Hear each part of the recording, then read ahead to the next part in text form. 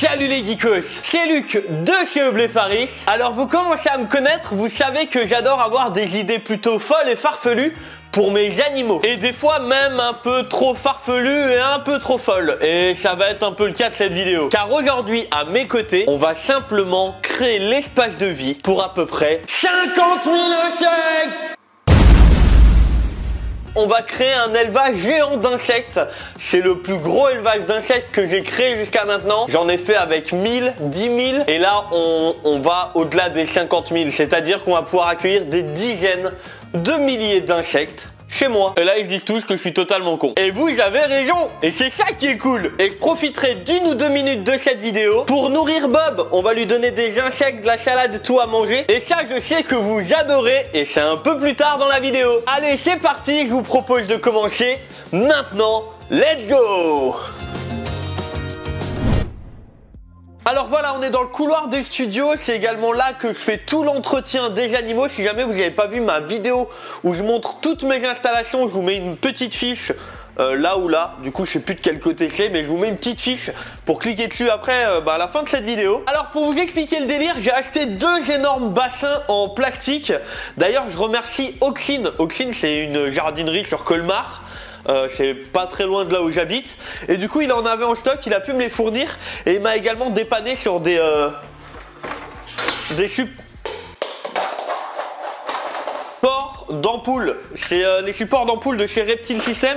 C'est la pire mise en avant de produits que j'ai pu faire, c'est pas possible. En vrai, Reptile System, ils m'ont aussi dépanné des lampes et tout, donc c'est vraiment trop bien.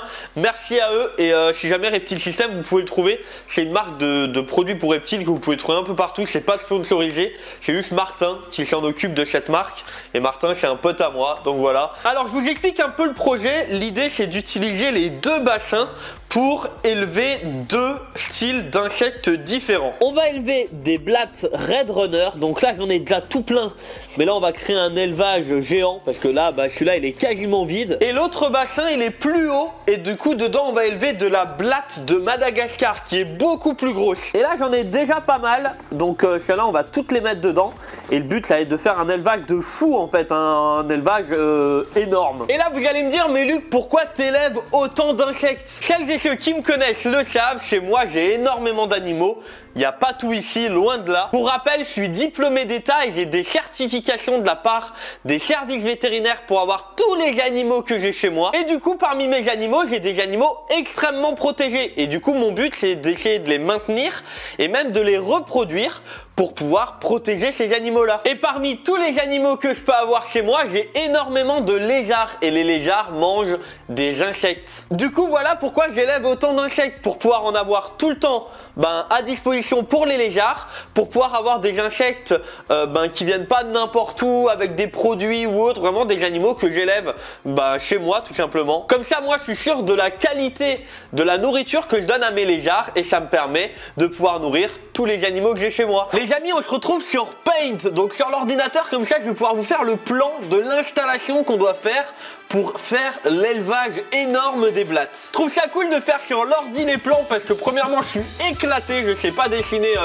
avec Paint, c'est horrible en plus. Et en plus de ça, ça vous permet de voir une vue de dessus de l'idée de ce que je veux faire et une vue d'en face. Vous allez comprendre dans quelques secondes. Et surtout, on verra la différence entre l'idée sur Paint et le résultat final en vrai. Et ça risque d'être vraiment intéressant. Alors pour commencer, je vais séparer l'écran en deux. Donc on va faire un trait en plein milieu, voilà, un trait rouge, bam. On se complique pas la vie, hein. Le but, c'est pas de faire le dessin plus joli, mais en gros que vous puissiez comprendre. En haut du coup, donc juste ici, vous allez voir la vue de dessus de ce qu'on va faire, et juste en dessous vous allez voir la vue de face. Vous verrez que c'est important d'avoir les deux. Alors de dessus c'est pas compliqué, on a les deux bacs, donc il y en a un qui est plus grand que l'autre, donc ça c'est le grand et ça c'est le petit. Ensuite ce qu'on mettra à l'intérieur des bassins, vous verrez, on mettra de la nourriture, des boîtes à œufs et tout, je vais vous montrer. Là c'est plus l'installation technique, comment faire pour qu'il y ait de la chaleur et tout. Ensuite je vais mettre une tringle, alors vous verrez que c'est assez marrant, mais en fait j'avais un fond vert à l'époque quand je faisais les streams avec des fonds verts, parce que oui, je fais des streams sur Twitch, d'ailleurs mon lien Twitch il est dans la description. On va mettre la tringle du coup au-dessus comme ça,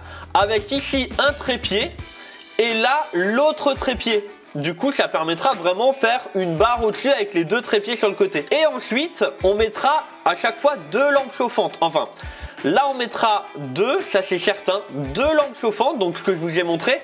Et peut-être sur le petit, on n'en mettra que 1 ou 2. Je sais pas encore, honnêtement, ça dépendra de la taille qu'on a dans la réalité. Donc là, je sais pas encore. En vue de face, on a du coup le grand box qui est moins haut que le petit. Donc là, c'est le petit qui est plus haut, hein.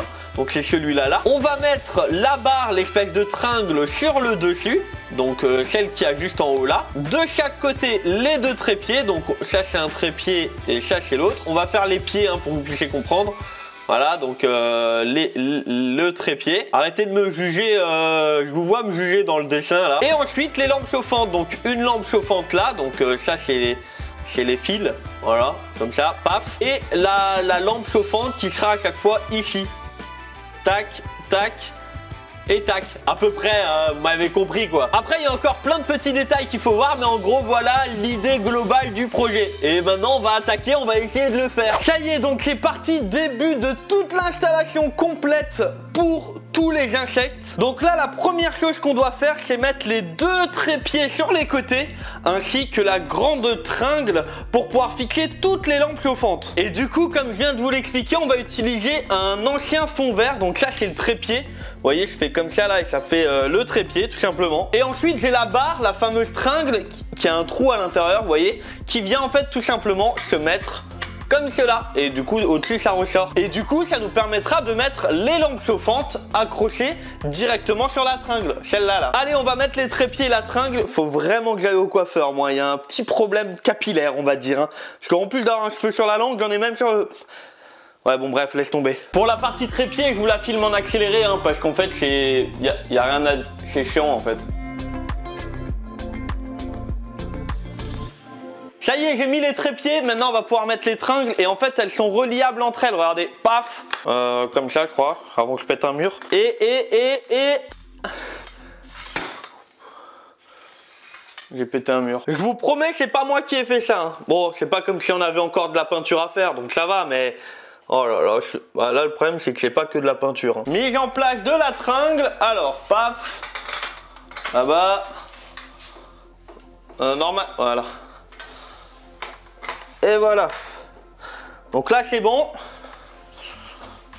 Et là c'est bon. Ça y est, donc voilà, la tringle elle est en place. Donc vous voyez que ça tient plutôt bien normalement. Hein. Ce que je vais faire, c'est que je vais quand même scotcher cette partie là, parce que même c'est un petit bitonio qui évite que ça s'enlève. Si on le lève, ça peut quand même s'enlever. Donc je vais vraiment mettre une boule de scotch ici et une boule de scotch de l'autre côté, donc juste ici. Maintenant que la tringle est en place, on va mettre les supports pour les ampoules, les réflecteurs, les douilles, vous appelez ça comme vous le souhaitez. Et pour ça, il y a tout simplement une petite attache par-dessus. Mais regardez, j'ai quand même des conseils à vous donner en cas où vous faites ça un jour chez vous, parce qu'il y a des trucs auxquels il faut penser pour sécuriser un maximum en fait, tout simplement. Hein. Donc ça, c'est le support de l'ampoule. Donc ce que je vais faire, c'est que je vais tout simplement mettre autour un Serflex, un Rilsan, enfin bref. Encore une fois, je sais qu'en fonction des régions, on l'appelle différemment ce petit truc là. Et ensuite, ça va permettre de venir, là sur les 2 côtés, il y a des trous, de pouvoir passer directement la petite griffe dans les petits trous.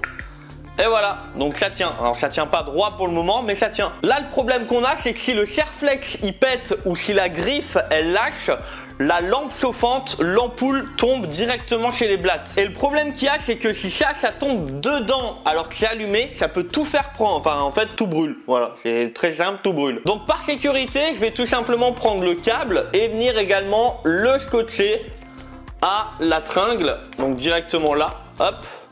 Voilà, assez court, faut pas scotcher à l'autre bout, hein, ça sert à rien. Ce qui fait que si admettons maintenant là la griffe elle lâche, et ben voilà, l'ampoule elle est dans le vide comme ça. Donc c'est une sécurité mais qui est hyper importante. Du coup moi je fais ça pour les 3 ampoules et on se retrouve juste après.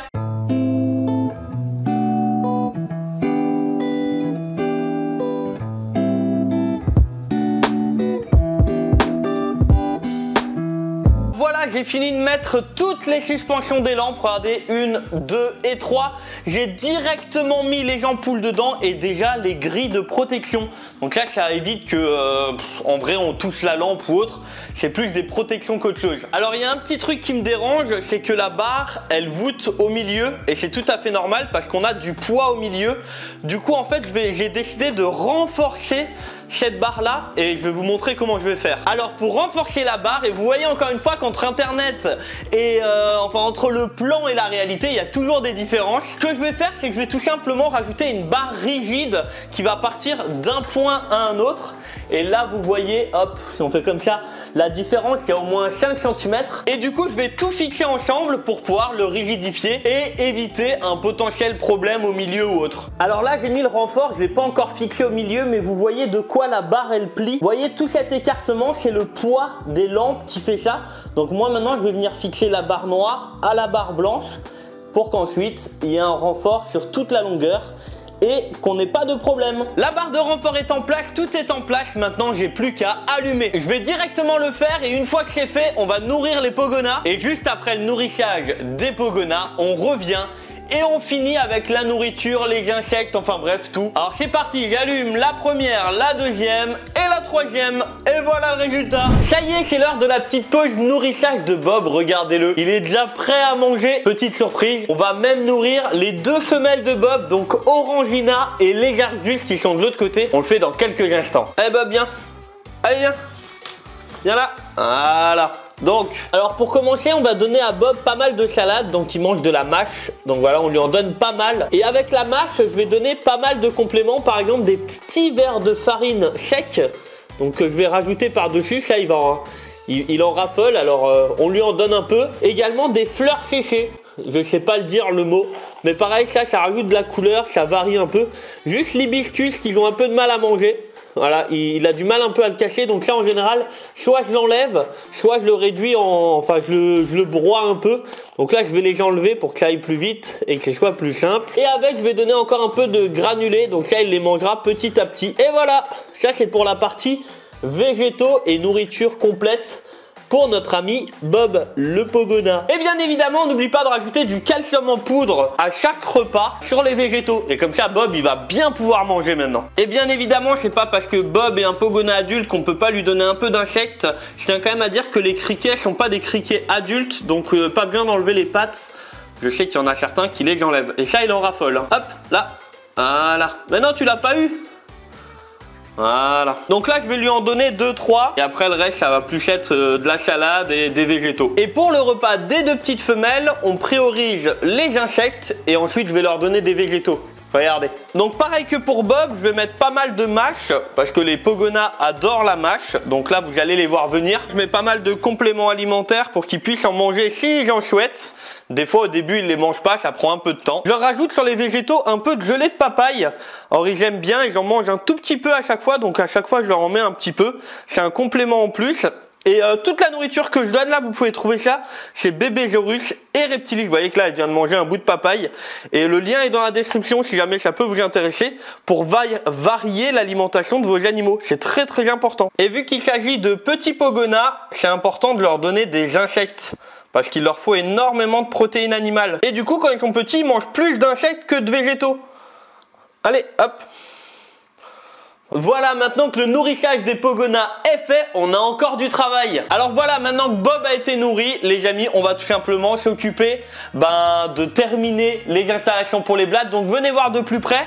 Ce qu'on va faire en fait, c'est que je vais leur mettre plein de nourriture. Donc au fond, on va mettre plein de nourriture pour poussins. Et oui, parce que c'est ça qu'elles mangent, elles adorent ça. Bien évidemment, je leur donne plein d'autres choses, mais on va mettre ça en base partout au fond. Donc là, on a un peu de travail.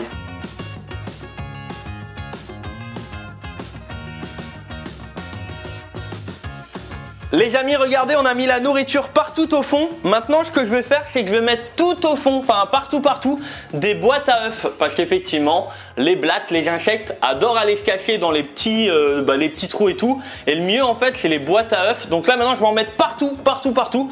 Et ensuite, l'étape finale, ce sera tout simplement de mettre les insectes dedans. Alors c'est parti, on met les boîtes à œufs. Alors je vous avoue que là, je vais en mettre partout, n'importe comment. Parce que le but, c'est qu'elles puissent aller dessus, grimper, aller dedans. Alors je vais peut-être pas en mettre dans tout le bac. Comme ça, je vais garder un endroit où elles vont pouvoir directement être au sol. Et surtout, où je vais pouvoir mettre de la nourriture fraîche. Comme de la salade, des endives ou d'autres choses qu'elles adorent manger. Du coup, ça me permettra de facilement l'enlever si elles mangent pas tout. Même si, vu la quantité de blattes qu'on a, et qu'on va avoir, je pense qu'elles vont facilement tout manger en quelques heures quoi. Bien évidemment on met aussi des cartons chez les blattes du Bia. Alors là-dedans il y aura les blattes de Madagascar, d'accord. Je les mets là-dedans parce que le bac est plus grand et enfin plus haut surtout. Et vu qu'elles sont plus grandes, je m'en méfie un peu, même si elles volent moins que les Red Runner qui ont tendance à voler, surtout les mâles, et vu qu'ils ont des ailes. Donc il y a des chances qu'on retrouve quelques blattes dans la maison. Mais bon, ça, en fait, ça on le savait quoi. Faut quand même dire que le résultat, il est incroyable. Dites-vous qu'on fait vraiment ça pour élever des blattes. C'est juste what the fuck en fait. Et en vrai je pense que là elles vont vraiment être bien, parce que là il y a de quoi faire et il y en aura des milliers ensuite. Bon, je vous épargne la partie où je dois prendre tous les insectes que j'ai chez moi pour les mettre ici. Et puis je vous montre là maintenant tout de suite le résultat avec tous les insectes dedans. Voilà les geekos, toutes les blattes sont à l'intérieur. Enfin toutes, pas vraiment. J'en ai encore pas mal dans les anciennes boîtes d'élevage, mais j'arrive pas à toutes les attraper du premier coup, ça prend un peu de temps. Comme par exemple ici, vous voyez qu'il y en a encore pas mal. Là vous voyez par exemple il y en a encore vraiment pas mal dessus, un peu partout. Et ça c'est les anciennes boîtes d'élevage. Donc j'ai pas encore réussi à tout mettre dans les nouvelles. Pour les blattes Red Runner, vu que le bac est énorme, on a l'impression qu'il est vide. Mais lorsqu'on soulève en fait un peu toutes les boîtes d'œufs, alors regardez, hop, on commence à en voir apparaître. Alors bah là en fait regardez, voilà, on a l'impression qu'il est vide, mais pas du tout. Il y en a déjà quelques centaines, voire quelques milliers. Il commence à me grimper dessus maintenant. Hop, allez, allez. Mais vu la taille de là où ils peuvent vivre, la chaleur, la surface, enfin bref, la nourriture, il risque d'y en avoir rapidement quelques milliers à mon avis. Pour la nourriture, personnellement, je leur donne de la salade, des carottes, enfin bref, tout ce que j'ai en reste même de moi. Et de nous à la maison, mais sinon nourriture pour poussins, enfin en bref ça mange tout en fait, ou presque tout les blattes en fait. Chez les blattes d'Argentine, donc les blattes du Bia, donc je leur ai déjà donné un peu à manger là.